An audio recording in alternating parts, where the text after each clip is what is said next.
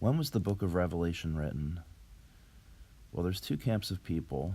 The first camp says it was written in 95 under the reign of Domitian, and the other under Nero in 65. Well, why does it matter? It's significant that the temple was destroyed in 70 AD, and so it's significant whether the book was written before or after the destruction of the temple, because they're measuring the temple in Revelation. Which temple are they measuring? A future rebuilt temple?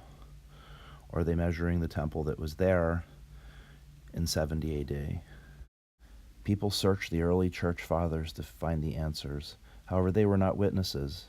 They have no more information than we do.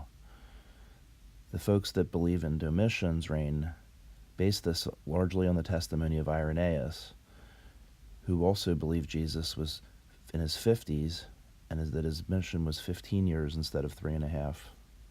The answer is found in Revelation 17, but first let's look at who the players are.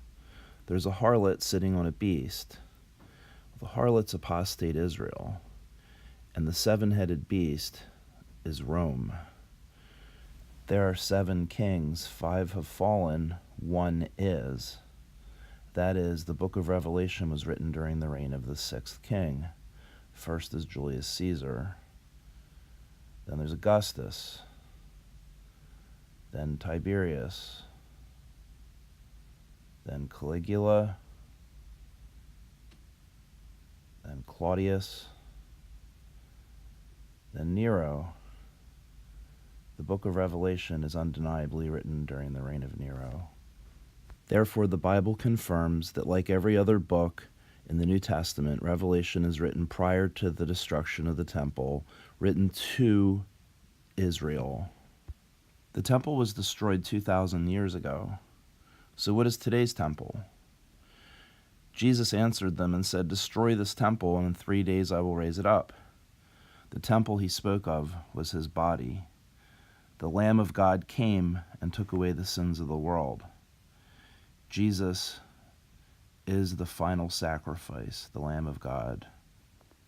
Stephen was stoned for his warnings that Jesus would come and destroy that place and change the customs of Moses. They didn't understand and continued the animal sacrifices anyway. Daniel warns of a prince that will come to destroy the city and the sanctuary. And that prince that comes to destroy the city and the sanctuary is identified in the very verse right before that. The Messiah, the prince, shall come.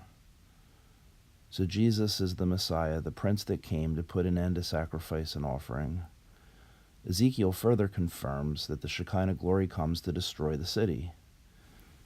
So God destroys the temple to end the animal sacrifices because the Lamb of God came and took away the sins of the world. So why do some Christians want animal sacrifices to begin again? It is because trust is placed on the Catholic saint Irenaeus and his errant testimony. He was not a witness and has no idea what he's talking about. Today's temple is not tethered to Jerusalem. It is everywhere. Today's temple is us. It's not something that's observed. The kingdom is in us.